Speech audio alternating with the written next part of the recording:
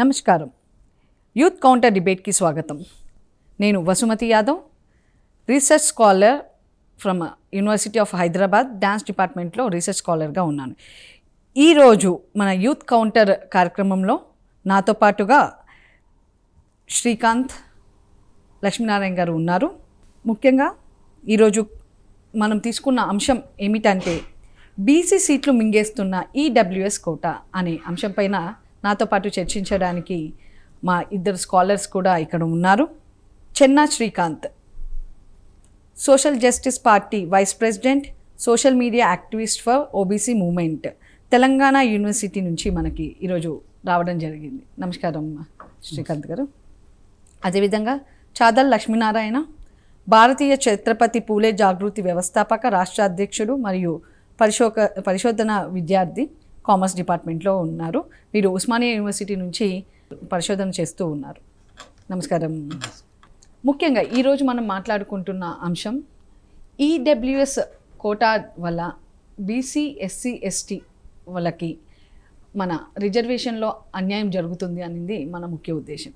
నేను అడుగుతున్న మొదటి ప్రశ్న, మీరు కానీ నేను కానీ మన విద్యార్థి సంఘాలు, అది తెలుగు యూనివర్సిటీ కావచ్చు, ఉస్మానియా యూనివర్సిటీ కావచ్చు, తెలంగాణ యూనివర్సిటీ కావచ్చు, మా కేంద్రీయ విశ్వవిద్యాలయాలు కావచ్చు, ఇందులో ఉన్న బీసీ, ఎస్టీ వాళ్ళు విద్యార్థులు ఈ ఈడబ్ల్యూఎస్ కోటాకి వ్యతిరేకమా కాదా అనే అంశాన్ని ముందుగా మనము చర్చించి తర్వాత మన మెయిన్ టాపిక్లోకి వెళ్దాము అన్నది నా ఉద్దేశం. మా యూనివర్సిటీ పరంగా మేము చెప్పగలుగుతున్నాము, హైదరాబాద్ విశ్వవిద్యాలయంలో ఉన్న ఎస్సీ, ఎస్టీ, ఓబీసీ విద్యార్థులు ఎవరు కూడా మన ఈడబ్ల్యూఎస్ కోటాకి వ్యతిరేకం కాదు. కానీ ఆ కోటా ఎంత ఉంది ఈడబ్ల్యూఎస్, దాన్ని ఎలా చేస్తే బాగుంటుంది అనే అంశాన్ని మనం చర్చిస్తాము. శ్రీకాంత్ గారు, మీరు చెప్పండి, తెలంగాణ విశ్వవిద్యాలయం నుండి ఈ అంశం మీద, అంటే మీరు ఈడబ్ల్యూఎస్ కోటాకి వ్యతిరేకం అంటారా? ఈడబ్ల్యూఎస్ రిజర్వేషన్కి బీసీ సమాజం వ్యతిరేకంగా లేదు. మొదటగా ఏంటంటే ఈడబ్ల్యూఎస్ రిజర్వేషన్ అనేది అసలు సామాజిక ఆర్థిక కులగణన చేసిన తర్వాత అసలు సామాజికంగా కాకుండా ఆర్థికంగా ఎవరు వెనుకబడ్డారు అనేది తేల్చాలి ఫస్ట్. ఇప్పుడు ఓసీ కులాలలో ఆర్థికంగా వెనుకబడిన వారు ఎంతమంది ఉన్నారు ఈ దేశంలో, అది తేల్చి ఆ లెక్కలు తీసిన తర్వాత ఆ రిజర్వేషన్ని దాని మీద ఒక కమిటీ వేసి అసలు వాళ్ళు ఆర్థికంగా వెనుకబడినందుకు రిజర్వేషన్లు కల్పించాలా, దానికి న్యాయపరమైన చిక్కులు ఉన్నాయా లేవా అనేది ఇవన్నీ చేసి అమలు చేస్తే బాగుంటుంది. డైరెక్ట్గా కేంద్ర ప్రభుత్వం గతంలో లాస్ట్ గవర్నమెంట్లో ఈ ఈడబ్ల్యూఎస్ రిజర్వేషన్ను ప్రవేశపెట్టి బహుజన సమాజానికి తీవ్ర అన్యాయం చేసింది. ఎందుకంటే ఇవాళ వాళ్ళ జనాభా ఎంతో తెలియదు, వాళ్ళ జనాభా శాతం తెలియదు, ఆ ఉన్న జనాభాలో ఎంతమంది నిరుపేదలు ఉన్నారో తెలియకుండా 10% అని ప్రకటించారు. అయితే తర్వాత క్రమంలో ఏమైందంటే వీళ్ళు ప్రకటించినటువంటి ఈడబ్ల్యూఎస్ రిజర్వేషన్ని రాష్ట్రాలన్నీ కూడా అమలు చేసినాయి. ఒక తమిళనాడు కొన్ని రాష్ట్రాలలో అమలు జరగట్లేదని, తమిళనాడులో అమలు చేయలేదు, కొంత అస్సాంలో ఆపినరని తెలిసింది. ఇంకా ఈ తెలంగాణలో మాత్రం మరి ఈడబ్ల్యూఎస్ జనాభా ఎంత ఉంది, అసలు ఓసీల జనాభా ఎంత, ఆ జనాభాలో నిరుపేదలు ఎంతమంది తెలవకుండా 10% రిజర్వేషన్స్ అమలు చేస్తే ఇవాళ కట్ ఆఫ్ తీసుకుంటే ఇవాళ దేశం మొత్తం ఓసీల జనాభా ఒకే విధంగా ఉండదు. ఒక రాష్ట్రంలో ఓసీల జనాభా ఎక్కువ ఉంటుంది, ఒక రాష్ట్రంలో ఓసీల జనాభా తక్కువ ఉంటుంది. ఈడబ్ల్యూఎస్ ఇవ్వాలి, అందులోనూ ఆ వర్గాల్లో, ఓసీ వర్గాల్లో ఉన్న నిరుపేదలకి అది శాస్త్రీయ ఇంకా మనకు ఒక డేటా ఉండి ఇస్తే బాగుంటుంది అన్నది మన ముఖ్య ఉద్దేశం. లక్ష్మీనారాయణ గారు, మీరు చెప్పండి, ఈడబ్ల్యూఎస్ రిజర్వేషన్స్ ఏ బేస్లో ఇచ్చి ఉండొచ్చు? అంటే ఇంకా దీని పరంగా ఎలాంటి కమిటీ లేదు, ఎలాంటి డేటా లేదు, అయినా కానీ ఈడబ్ల్యూఎస్ రిజర్వేషన్ని అమలు చేశారు. దీని గురించి మనం మాట్లాడుకుందాం. ముందుగా ఈడబ్ల్యూఎస్ రిజర్వేషన్ గురించి భారత రాజ్యాంగంలో చెప్పబడింది. అంటే దేశంలో పరిస్థితులకు అనుగుణంగా ఎవరైతే ఎస్సీ, ఎస్టీ రిజర్వేషన్ల పరిధిలోకి వెనుకబడిన తరగతులకు వాళ్ళందరికీ కూడా ఆర్థికపరమైనటువంటి వెనుకబాటుకు సంబంధించిన రిజర్వేషన్లు కల్పించవచ్చు అని చెప్పి బాబాసాహెబ్ అంబేద్కర్ గారు చెప్పడం జరిగింది. బాబాసాహెబ్ అంబేద్కర్ చెప్పిన తర్వాత మన రాజ్యాంగంలోని ఒక 3 సమానత్వం గురించి చెప్తాయి. మొట్టమొదటి 14వ ఆర్టికల్ అనేది సమానత్వం గురించి చెప్తుంది. 15వ ఆర్టికల్ వచ్చేసరికి సామాజిక సమానత్వం గురించి చెప్తుంది. 16వ ఆర్టికల్ వచ్చేసరికి ప్రభుత్వ ఉద్యోగులలో సమానత్వం ఉండాలని చెప్తుంది. అంటే అసలు సమానత్వం అంటే ఏంది? సమానత్వం అంటే ఏంది? ఎవరు ఎంత ఉంటే వాళ్లకు సమిష్టిగా పంచడమే సమానత్వం. అంటే ఎవరిపైన ఎలాంటి వివక్షపూరితంగా కానీ కక్షపూరితంగా కానీ ఈ యొక్క రాజ్యాంగము ఈ యొక్క ప్రభుత్వము వివరించకూడదని దాని యొక్క ముఖ్య ఉద్దేశం. ఈడబ్ల్యూఎస్ రిజర్వేషన్లు భారత పార్లమెంట్లో 2019 సంవత్సరంలో తీసుకురావడం జరిగింది. దాని తర్వాత 2022 సంవత్సరంలో దానిపైన కేసు వేయడం జరిగింది సుప్రీంకోర్టులో. సుప్రీంకోర్టు జడ్జిమెంట్ ఇవ్వడం జరిగింది. ఏమని చెప్పేసింది అంటే అమలు చేయొచ్చు అని చెప్పేసి. ఎందుకంటే parliament is the supreme in India, అంటే భారత రాజ్యాంగం ప్రకారము లోక్సభ రాజ్యసభనే సుప్రీం కాబట్టి దానికి అనుగుణంగానే తీర్పు రావడం జరిగింది. ఇదంతా జరిగిన తర్వాత కేంద్ర ప్రభుత్వం కూడా ఏమని చెప్పిందంటే ఆ చట్టంలోనే క్లియర్గా మెన్షన్ చేసింది, ఏదైతే ఈడబ్ల్యూఎస్ ఆర్థిక వెనుకబడి తరగతుల రిజర్వేషన్ గురించి చెప్పడం ఏమని చెప్పిందంటే మేము 10% టు ద ఎక్స్టెంట్, అంటే 1% ఇవ్వచ్చు, 2% ఇవ్వచ్చు, మ్యాక్సిమం 10% వరకు ఇవ్వచ్చు అని చెప్పేసి ఆ చట్టంలో చెప్పబడింది. అది కూడా రాష్ట్రాల ఇష్టాల పైననే ఆధారపడి ఉంటుందని కూడా చెప్పడం జరిగింది. అయితే దేశవ్యాప్తంగా ఇప్పుడు ఏదైతే ఉందో 2019 రాగానే అన్ని సెంట్రల్ స్టేట్ యూనివర్సిటీలలో కేంద్ర ప్రభుత్వాలు ఉద్యోగాలు భర్తీ చేసింది. దానికి ఒక డాటా లేదు, ఒక సెన్సెక్స్ లేదు. ఈ దేశంలో కులగణన కానివ్వండి, ఆర్థిక గణన కానీ ఒక ఎస్సీ ఎస్టీలకు మాత్రమే విధిస్తున్నారు. తెలంగాణలో వచ్చేసరికి ఆ ప్రభుత్వం బయట పెట్టలేదు. 10 సంవత్సరాలు బీఆర్ఎస్ గవర్నమెంట్ బయట పెట్టలేదు ఆ డాటాను. 2000 ఏదైతే కొత్త ప్రభుత్వం ఏర్పడ్డ తర్వాత ఈ ప్రభుత్వంలో ఒక డాటా ద్వారా 6.5 అంటే ఎవరైతే ఈడబ్ల్యూఎస్లోకి రారో, ఎస్సీ ఎస్టీలకు రారో ఈడబ్ల్యూఎస్ జనాభా 6.5 ఉన్నదని చెప్పింది. భారత పార్లమెంట్ చేసిన చట్టం ప్రకారం ఏమనుందంటే మీరు ఒక సర్వే చేయాలి, వాళ్ళు వెనుకబడడానికి గురి కాబడ్డారు అనేది ఒక సర్వే నిర్ధారణ వచ్చిన తర్వాతనే అమలు చేయమని చెప్పింది. 10% అమలు చేయని చెప్పలే. అంటే తీర్మార్ మల్లన్న గారు కూడా క్యూ న్యూస్ ఛానల్లో ఇదే చెప్పడం జరిగింది. ఏమని చెప్పింది, భారత రాజ్యాంగం ఏదైతే భారత పార్లమెంట్ చట్టంలో చేయబడినటువంటి ఈ యొక్క ఈడబ్ల్యూఎస్ రిజర్వేషన్ బిల్లులో మ్యాక్సిమము 10% అప్లై చేయమని చెప్పారు. కానీ మన రాష్ట్రంలో 6.5 ఉన్నారు. దీనికి ఒక ఆర్థిక గణన చేయాలి. అంటే నిజంగా ఎంతమంది వడ్డీ వెనుకబడ్డారు. ఈరోజు కొంతమంది తీర్మానం వల్ల తిట్టచ్చు, కానీ రేపటి రోజు అదే ఈడబ్ల్యూఎస్ ఉన్న వర్గాలు కూడా మేము ఇంకా రిజర్వేషన్లు అందుతలేమని చెప్పేసి భారత రాజ్యాంగ స్ఫూర్తిని మేము అందుకోలేకపోతున్నాం అనేది వివాదాలు వస్తాయి. ఎందుకు చెప్తున్నా అంటే పొట్టి శ్రీరాములు తెలుగు విశ్వవిద్యాలయాన్ని పేరు మారుస్తా అని చెప్పేసి రేవంత్ రెడ్డి గారు ప్రకటించగానే అక్కడ ఆర్యవైశ్య సంఘానికి సంబంధించిన వ్యక్తి గవర్నర్ దగ్గరికి వెళ్ళడం జరిగింది. ఎందుకు సురవరం ప్రతాప్ రెడ్డి పేరు పెడతామని చెప్పి రేవంత్ రెడ్డి అన్నాడు, సార్ ఇది మాకు పర్వదేశ అంశం అని చెప్పి వచ్చింది. అంటే అందులో కూడా వెనుకబడిన వర్గాలకి ఫలితాలు అందకపోతే ఈడబ్ల్యూఎస్ రిజర్వేషన్ నీరు గార్చినట్లనే కదా.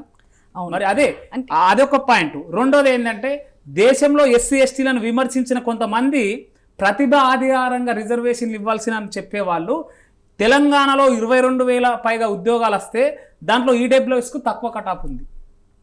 అంటే ఎస్సీ ఎస్టీ బీసీల కన్నా ఈడబ్ల్యూఎస్ అంటే సామాజికంగా వెనుకబడి లేదు, ఆయన ఆర్థికంగా వెనుకబడిన వాళ్ళకే మార్కులు తక్కువ వచ్చినాయి. అంటే ఇలా ఆర్థికంగా సామాజికంగా వెనుకబడిన వర్గాలు ఏవి, ఎస్సీ ఎస్టీ బీసీలు. వీళ్ళకన్నా వీళ్ళకి తక్కువ మార్కులకు వచ్చినాయి. అంటే వీళ్ళు ఇన్ని రోజులు ఏదైతే సిద్ధాంతం చెప్పి మా ప్రతిభను గుర్తిస్తలేదంటే ఇన్ని రోజులు విమర్శించిన వాళ్ళందరూ కూడా ప్రతిభ గుర్తించకుండానే ఉద్యోగాలు వస్తున్నాయి. కాబట్టి ప్రభుత్వం కూడా ఇలాంటి విభేదాలను కేసుల ద్వారా కాకుండా సమన్వయంతో దీనికి ఒక కమిటీ కానీ ఒక కమిషన్ కానీ కేంద్ర ప్రభుత్వమే తప్పు చేసింది. తూతురుమంతంగా తెచ్చేసి ఈ దేశంలో బీసీలు 50 ఏళ్ల నుంచి రిజర్వేషన్లు అడిగితే కమిటీల పేరున కమిషన్ల పేరున కాలయాపన చేసిన ప్రభుత్వాలు ఈ రాజ్యాంగ స్ఫూర్తిని 60% ఉన్న జనాభాకు బీసీలో అమలు చేయకుండా కేవలం గుడ్డిదారిన దొడ్డిదారిన ఇలా రాష్ట్ర వ్యాప్తంగా ఏబీవీపీ సంస్థలు కానివ్వండి, ఇప్పుడు అగ్రకులాలో అనండి, లేదా ఈడబ్ల్యూఎస్ రిజర్వేషన్ కేటగిరీకి సంబంధించిన వ్యక్తి కేటీఆర్ కావచ్చు, రఘునందన్ రావు కావచ్చు, కిషన్ రెడ్డి గారు కానండి, అందరు కూడా కేంద్ర ప్రభుత్వానికి లెటర్ రాయడం జరిగింది. ఏమని ఈడబ్ల్యూఎస్ రిజర్వేషన్లు అమలు చేయమని చెప్పేసి. రాజ్యాంగం ఏమని చెప్తుంది? వీళ్ళు ఏమని ప్రమాణం చేసిండ్రు? ఈ దేశంలోని ప్రజలందరూ అన్ని వర్గాల ప్రజలకు సమానంగా చూస్తామని చెప్పింది. మరి బీసీల గురించి ఎందుకు లెటర్ రాయలేదు? బీసీల గురించి ఎందుకు మాట్లాడలేదు వీళ్ళు? అంటే వీళ్ళు ఒక వర్గానికి న్యాయం చేయడానికి ఉన్నారా? అంటే ఈరోజు తీర్మార్మల్కి కౌంటర్ ఇచ్చారు కాబట్టి నేను వెంకటరమణారెడ్డి కాంగ్రెస్ ఎమ్మెల్యేని కానీ, రేవంత్ రెడ్డిని కానీ, కిషన్ రెడ్డిని కానీ, కేసీఆర్ కేటీఆర్ కానీ ఈ దేశంలో ఈ రాష్ట్రంలో ఉన్న 60% జనాభా గురించి మీరు ఎందుకు లెటర్ రాయలేకపోయిండ్రు? అంటే మీరు అనేది కరెక్ట్, నిజాన్ని చెప్తున్నారు. ఎప్పుడైతే ఈ విషయం గురించి ఈడబ్ల్యూఎస్ గురించి సుప్రీంకోర్టులో వేసినప్పుడు 5 న్యాయమూర్తులతో కూడిన సుప్రీంకోర్టు ధర్మాసనం ఆర్థికంగా బలహీనంగా ఉన్న వాళ్ళకి ఇవ్వండి అని చెప్పేసి ఇచ్చింది తీర్పు. అందులోనూ ఈ 5గురిలో 3 దీన్ని సమర్థించారు, 2 వ్యతిరేకించారు. అంటే ఇక్కడ కూడా చూస్తే 3 ఒక్కరు ఎక్కువయ్యారు కాబట్టి, అదే 6 ఇచ్చి ఉండుంటే 3 ఇటు 3 అటు ఉండుంటే కూడా అది అసలు అమలు కాకపోయేదేమో. 2/3 అంటే 3వ వంతు న్యాయమూర్తులు ఇచ్చారు కాబట్టి దాన్ని ముందుకు తీసుకెళ్లారు. అందులోనూ చెప్పాలి అంటే మీరు అన్నట్టుగా ఈడబ్ల్యూఎస్ కోటాని 50% క్యాప్ తీసేసి ఇస్తే బాగుంటుంది. ఇచ్చినా కానీ అది 6.5% ఉన్న వాళ్ళకి అంత మాత్రమే ఇచ్చుంటే బాగుంటుంది. అదేవిధంగా మనం చెప్పుకోవాలి అంటే 6.5% అంటే ఇది కూడా మనకు శాస్త్రీయంగా స్టాటిస్టికల్ డేటా కాదు, చేసిన సర్వే ప్రకారం తెలిసింది. ఓకే, దాన్నే మనం తీసుకున్నప్పటికీ 6.5% ఉంటే 10% ఇవ్వమని చెప్పేసి రాయడము అదంతా బాగుంది అన్నట్టుగా. ఇప్పుడు మరి 52% మంది బీసీలు ఉన్నారు. ఇంకా కరెక్ట్గా సర్వే చేస్తే 60% కూడా అయ్యే ఛాన్స్ ఉంటుంది దేశం మొత్తంలో. అందులోనూ మన తెలంగాణలో 52% మంది ఉన్నారు అనేది ఖచ్చితమైన స్ట్రాటజికల్ డేటా మనకు ఉంది. 52%కి వచ్చే 27% సరిపోవట్లేదు. అంటే ఇప్పుడు ఈడబ్ల్యూఎస్ వర్గంలో ఉన్న వాళ్ళకు కూడా ఇస్తున్నారు. అంటే ఒక దగ్గర నేను చెప్పడం వరకు ఇన్ని రోజులు అందులో ఎక్కడా కూడా ఒక ఓబీసీ, ఎస్సీ, ఎస్టీ ఉద్యోగస్తులు లేరు ఆ ఒక్క డిపార్ట్మెంట్లో. అందులో ఈడబ్ల్యూఎస్ రిజర్వేషన్ని పెట్టారు. ఇప్పుడు వాళ్ళు ఏమంటున్నారు అంటే రిజర్వేషన్లో మేము ఒక ఉద్యోగం ఇచ్చాం కదా అంటున్నారు. అంటే ఏంటి అంటే వాళ్ళు చెప్పడం ఏంటి అంటే ఈ ఒక డిపార్ట్మెంట్లో ఎప్పుడు కూడా ఓసీలే ఉండాలి అనేసి చెప్తున్నారా? ఇలా ఎన్నో విభాగాలలో ఉద్యోగస్తులు ప్రతి దగ్గర కూడా వారికి రావాల్సిన బీసీ, ఎస్సీ, ఎస్టీకి రావాల్సిన రిజర్వేషన్లోనే కొరత విధించి దాన్ని ఈడబ్ల్యూఎస్కి మళ్లించారు. 27% మనకి ఓబీసీలకి సరిపోవట్లేదు అనేసి మనం మాట్లాడుకుంటున్నాము. అలాంటిది అందులో ఎంత కాదన్నా ఖచ్చితంగా 10% రిజర్వేషన్లు ఇచ్చినప్పుడు మన కోటా అనేది తగ్గిపోతుంది. దీని గురించి ముఖ్యంగా ఈ ఇష్యూని బీసీ నాయకులు కానీ బీసీ వర్గాల వాళ్ళు ఎలా ముందుకు తీసుకువెళ్ళాలనుకుంటున్నారు శ్రీకాంత్ గారు, మీరు చెప్పండి. ఈరోజు ఈడబ్ల్యూఎస్ రిజర్వేషన్లు అమలు చేస్తున్నారు. అసలు వాళ్లకు ఉన్న 10% కంటే ఎక్కువ పోస్టులు కేటాయిస్తున్నారు ప్రతి నోటిఫికేషన్లో. కారణం ఏంటంటే కీ పోస్టులల్లో ఉన్నది మొత్తం అగ్ర ఆధిపత్య కులాలు.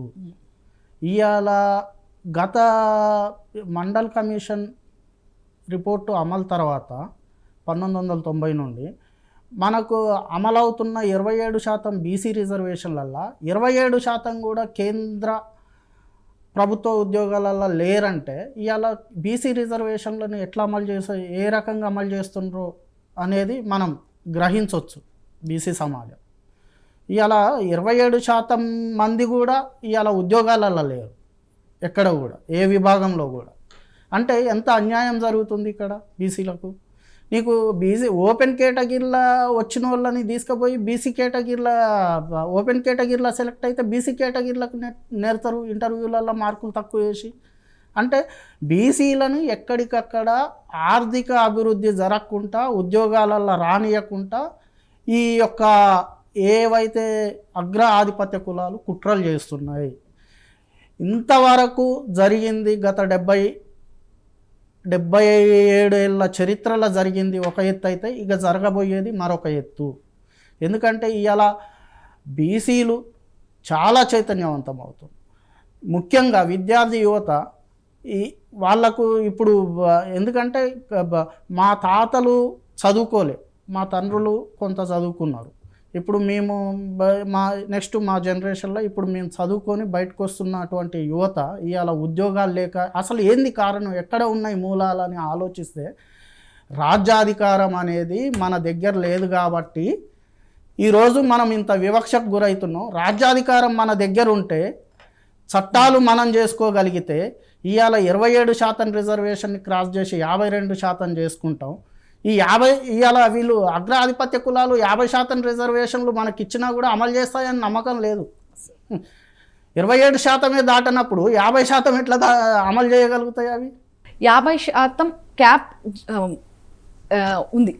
దాన్ని మనము ఇందులో ఓబీసీలది 27% పెట్టుకొని అలానే ఇప్పుడు ఈ 10% కూడా ఇందులోనే రావడం వల్ల మనకి చాలా చాలా అన్యాయం జరుగుతుంది. ముఖ్యంగా మీరు అన్నట్టు మన తాతలు చదవలేదు, తర్వాత తండ్రులు కొద్దిగా చదివారు, తర్వాత ఇప్పుడు మనం చదువుతున్నాము. ఈ చదువుతున్న విద్యార్థులు కూడా పరిశోధన రంగంలోకి రావాలి అంటే ఎంత సమయాన్ని మనం కేటాయించాలి, ఉద్యోగాలకి చదవాలి అంటే మనం ఎంతో సమయాన్ని కేటాయించాల్సిన అవసరం ఉంది. సరే, అది కేటాయించి మనము ఉద్యోగాల్లో రిజర్వేషన్ వరకు చదువుకొని ఆ ఎగ్జామ్స్ని క్లియర్ చేసి లైక్ సిఎస్ఐఆర్, నెట్ లాంటివి, నేషనల్ ఎలిజిబిలిటీ టెస్ట్, సిఎస్ఐఆర్ ఇలాంటివి రాసి మనం పరిశోధనలోకి వచ్చినా అక్కడ మనకి ముందుకు వెళ్ళాలి అనే భావన రాకుండా, ఎలాంటి ఉద్యోగ నోటిఫికేషన్లు లేకుండా ఉన్నా కానీ అది మళ్ళీ ఈడబ్ల్యూఎస్ వాళ్ళకి ఎక్కువ, అంటే వాళ్ళు ఉన్న జనాభా కన్నా ఎక్కువ పోస్టులని కేటాయించడం, మళ్ళీ అదే అగ్రకులాలు ఏలడం వల్ల, అంటే నిజంగా ఈడబ్ల్యూఎస్లో ఉన్నారు ఎంతోమంది పేదలు ఉన్నారు, వాళ్ళకి దక్కాల్సింది దక్కకుండా అందులో కూడా ఆల్రెడీ మంచిగా ఉన్న వాళ్ళే ఏదో ఒక రకంగా ఎకనామికల్ బ్యాక్వర్డ్ అని చెప్పేసి తీసుకొని రావడం జరుగుతుంది.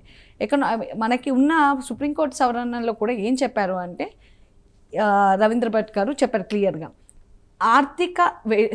ఆర్థికంగా వెనుకబడిన వాటిని పరిగణలోకి తీసుకోండి అని చెప్పారు. అంటే ఆర్థికంగా మాత్రమే ఎవరు వెనుకబడి ఉన్నారో వాళ్ళని తీసుకోమన్నారు. కానీ సామాజికంగా వెనుకబడి ఉన్న వాళ్ళకి ఎందుకు దీంట్లో కలుపుతున్నారు, ఎందుకు అవకాశాలు దక్కుతున్నాయి? ఎందుకంటే వాళ్ళ తాతలు తండ్రులు చదివిన వాళ్ళు ఎంతోమంది ఉన్నారు. మనం ఒక చదువు విద్య అన్నది మనకి జ్ఞానంతో పాటు ఏ విధంగా మనం ముందడుగేస్తే బాగుంటుంది అన్న విషయాన్ని తెలియజేసేదే విద్య. అది ఆల్రెడీ వాళ్ళకి ఉంది. అయినా కానీ వాళ్ళు ఈడబ్ల్యూఎస్ కోటాలో మనకి సీట్లను తీసుకుంటున్నారు ఉద్యోగాల్లో. ఇప్పుడు ఉద్యోగ నోటిఫికేషన్ లేక ఎంతోమంది యువత చదవడంలో ముందుకు వెళ్ళి ఏం లాభం అనేసి వాళ్ళలో ఎంతో మంచి జ్ఞానం ఉండి టాలెంటెడ్స్ అయి కూడా వాళ్ళు ఉద్యోగాలు లేవే అని చెప్పేసి ఈ పరిశోధన రంగంలోకి రాకపోవడము, అదేవిధంగా గ్రూప్ 2, గ్రూప్ 1 ఎగ్జామ్స్ రాసినప్పుడు ఆ వచ్చిన కీని చూస్తే, ఇందాకే చెప్పారు లక్ష్మీనారాయణ గారు, ఆ వచ్చిన కీని చూసి ఎవరు సెలెక్ట్ అయ్యారని చూస్తే అందులోనూ మళ్ళీ ఈడబ్ల్యూఎస్ కోటా ఉన్న వాళ్ళకి తక్కువ పర్సంటేజ్లో పెట్టడము, వాళ్ళని ఢీ కొట్టడం అనేది మన ఓబీసీ ఎస్సీ ఎస్టీలకి ఎంత వరకు సాధ్యం అనేసి నేను అడుగుతున్నాను. లక్ష్మీనారాయణ గారు మీరు చెప్పండి.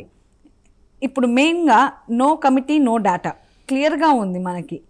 ఈ మూమెంట్లో ఎలా స్టూడెంట్ ఆర్గనైజేషన్స్, విద్యార్థి సంఘాలు ఎలాంటి పాత్రని ఈ ఈడబ్ల్యూఎస్ మీద ఎలాంటి పాత్రని పోషించాలనుకుంటుంది? వ్యతిరేకమా, సానుకూలమా, లేదా సవరించడమా?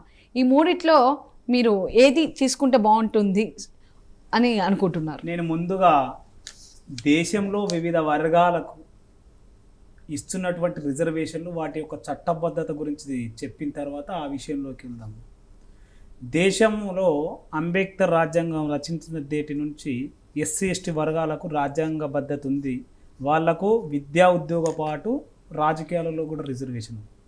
బీసీలకు వచ్చేసరికి రిజర్వేషన్లు అమలు కాలేదు. 2006 వరకు కేంద్ర విద్యాలయాలలో 1990 నుంచి, అంటే స్టిల్ రాజ్యాంగం అమల్లోకి వచ్చిన 50 సంవత్సరాలకు అమలయ్యే క్రమంలో చాలా కమిషన్లు, రిపోర్ట్లు, ఆ విధంగా ఈ విధంగా సర్వేలు చేయించి కాకా కల్లేకర్ కమిషన్ నుంచి మండల కమిషన్, రకరకాల కమిషన్లు వేయడం జరిగింది. మండల కమిషన్కు కూడా గడువు ఇవ్వకపోతే కేంద్ర మంత్రి తెలంగాణ రాష్ట్రంలో ఉన్నటువంటి బీసీ రిజర్వేషన్ల పితామహుడు పుంజల శివశంకర్ గారు 2 దశలలో ఇందిరాగాంధీని ఒప్పించి ఒకసారి 8 నెలలు, తర్వాత 2 నెలలు, తర్వాత 2 నెలలు మండల్ గారితో మాట్లాడి పెంచడం జరిగింది. పెంచిన తర్వాత కాంగ్రెస్ పార్టీలో రాజకీయ వ్యవహారాల కమిటీ అనే ఒక కమిటీ ద్వారా ఏ అంశం పైన చర్చిస్తారు. ఆ కమిటీ ముందుకు పోతే ఈ రిపోర్ట్ని ఎవరు కూడా ఒప్పుకోలేదు, వెళ్ళలేదు. తర్వాత పివి నరసింహారావు కమిటీ ద్వారా ఇది వెళ్ళడం జరిగింది. పివి నరసింహారావు కూడా తెలుగు రాష్ట్రాలకు సంబంధించిన వ్యక్తే. ఈ బీసీ రిజర్వేషన్ల పైన మండల్ కమిషన్ పైన చర్చిస్తే ఒక్కసారి కూడా మీటింగ్ పెట్టలేదు. ఈ దేశ దౌర్భాగ్యం. ఇలాంటి వ్యక్తులు దేశానికి ప్రధానమై సమానత్వ భావన లేని వ్యక్తులు ఈ దేశంలో ఎట్లాంటి రాజ్యాంగ స్ఫూర్తిని నింపారని చెప్పేసి ఇది ఒక ఉదాహరణ చెప్తున్నాను. బీసీలలో ప్రతి కుల సంఘం, ఈ దేశంలో 60,000 పైగా ఉపకులాలు ఉన్నాయి.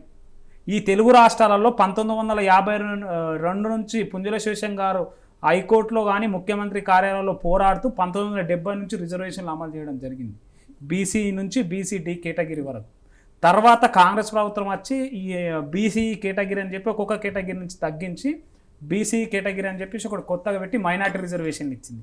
నేను ఇప్పుడు ఇక్కడనే చెప్తున్నా, ఏదైతే కేంద్ర ప్రభుత్వం మాట్లాడుతుంది, బీజేపీ మరియు అదేవిధంగా ఆర్ఎస్ఎస్ మరియు కేంద్ర మంత్రి అమిత్ షా, ప్రధానమంత్రి నరేంద్ర మోడీ గారు ఏమని చెప్తారంటే, ఇక్కడికి వచ్చేసి మేము ఎస్సీ ఎస్టీ బీసీల రిజర్వేషన్ తగ్గించి మైనార్టీలకు ఏవైతే రిజర్వేషన్లు ఇచ్చిందో ఆ రిజర్వేషన్లు తిరిగి వాళ్ళకే అందిస్తాం, ఈ తెలంగాణ గడ్డ పైన గెలుస్తే అని చెప్పడం జరిగింది. ఈడబ్ల్యూఎస్ రిజర్వేషన్ మీనింగ్ ఏందో ఫస్ట్ నాకు వాళ్ళు చెప్తే నాకు తెలుసుకోవాలని ఉంది. ఈడబ్ల్యూఎస్ రిజర్వేషన్ అంటే ఏంది? ఏ రాష్ట్రంలోని జాబితా ఎస్సీ ఎస్టీ బీసీలకు రాదో వాళ్ళు ఈడబ్ల్యూఎస్లోకి ఉండాలి. తెలంగాణ రాష్ట్రంలో 100 పైగా ఉపకులాలు మైనార్టీ కులంలో ఉన్నాయి. అందులోని 50 కులాలు బీసీ కేటగిరీలోకి వచ్చినాయి. మిగిలిన 70 కులాలు బీసీ ఈడబ్ల్యూఎస్ కేటగిరీలోకి రావడం జరిగిందే లేదా? అంటే మీరు చెప్పేది ఒకటి, చేసేది ఒకటి. 60% ఉన్న మెజారిటీ హిందువుల గురించి మాట్లాడే మీలు ఓట్లేసుకొని ఈ దేశంలో ఎలాంటి చట్టము రూపొందించకుండా, వీళ్ళకు ఉన్న రిజర్వేషన్లకు చట్టబద్ధత కల్పించకుండా ఈ దేశంలో హిందువుల ఓట్లు కొల్లగొట్టుకొని ఈ దేశంలో ఏ విధంగా మాట్లాడతారు? నేనేమంటున్నా అంటే, ఉన్న రిజర్వేషన్లకు రాజ్యాంగబద్ధత కల్పించాలి, మన గురించి మనం పోరాడాలి అనేది నేను చెప్తా. వాళ్ళకేదో ఇచ్చిండ్రు, వీళ్ళకేదో ఇచ్చిండ్రు, ఇట్లా నష్టపోతున్నామంటే ఇప్పటికీ ఈ తెలంగాణలో ఈడబ్ల్యూఎస్ రిజర్వేషన్ల వల్ల 700 మంది ఆత్మహత్య చేసుకున్నారు. స్టిల్ ఎందుకోసం అంటే 1 మార్కు తోడి, అర మార్కు తోడి ఎస్ఐ ఉద్యోగాలు, కానిస్టేబుల్ ఉద్యోగాలు, గ్రూప్ 4 ఉద్యోగాలు బడుగుల బలైన వర్గాల విద్యార్థులు కోల్పోయింది. అంటే ఈ దేశంలో ప్రభుత్వ ఉద్యోగాల రిక్రూట్మెంట్ అనేది ప్రతిభ ఆధారంగా జరగాలనా, లేకపోతే వివక్షపూరితంగా నేనే కేటగిరైజ్డ్గా నేను వీళ్ళని తీసుకోవాలని చెప్పేసి ఏదైనా జరగాలి? ఈడబ్ల్యూఎస్ ద్వారా జరుగుతున్నది తెలంగాణ రాష్ట్రంలో, ఇది దేశంలో కూడా అదే జరుగుతున్నది. ఇప్పుడు ఏదైతే మిగిలిన దేశంలో 7 రాష్ట్రాలలో ముస్లింలు వస్తున్నారు, మరి మిగిలిన రాష్ట్రాలలో ఈడబ్ల్యూఎస్ కేటగిరీ కిందకి ముస్లింలు వస్తున్నారు లేదు? అంటే రాజ్యాంగం వాళ్ళకు కూడా ఇవ్వమని వెసులుబాటు చెప్తుంది. నేను ఏమని చెప్తున్నా అంటే, ఈడబ్ల్యూఎస్ని దాని యొక్క సంపూర్ణమైన విధానాన్ని బీజేపీ పార్టీ ఎవరికి అని చెప్పకుండా దొంగదారిన వాళ్ళ ప్రభుత్వం వస్తుంది రామని చెప్పేసి రాత్రి చట్టం తీసుకురావడం జరిగింది. అవును, 2019లోనే తెచ్చినప్పుడే మనము ఇంకా ఉధృతంగా ఈ విషయం గురించి విద్యార్థి సంఘాలు చేసి ఉండుంటే ఇంకా బాగుండేదేమో అనేది నా ఆలోచన, అభిప్రాయము.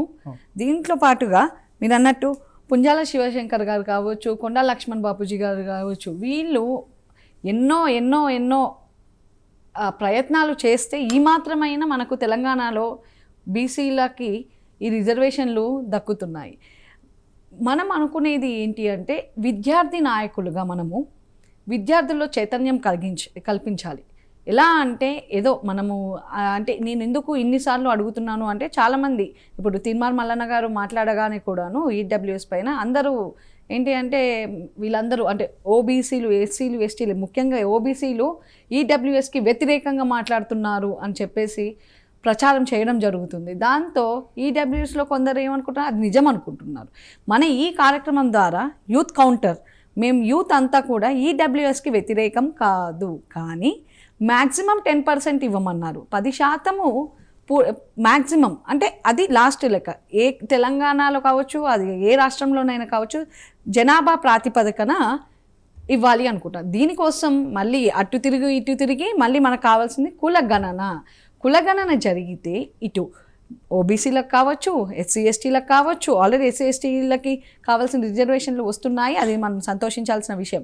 ఓబీసీలు కులగణన చేయడం వల్ల ఓబీసీలు ఎంతమంది ఉన్నారు, అదేవిధంగా ఓసీలు ఎంతమంది ఉన్నారు, అందులో ఆర్థికంగా వెనుకబడిన వాళ్ళు ఎంతమంది ఉన్నారు అన్న విషయం తెలుసుకుంటే మనము స్టాటిస్టికల్ డేటా ప్రకారంగా ముందుకు వెళ్ళచ్చు.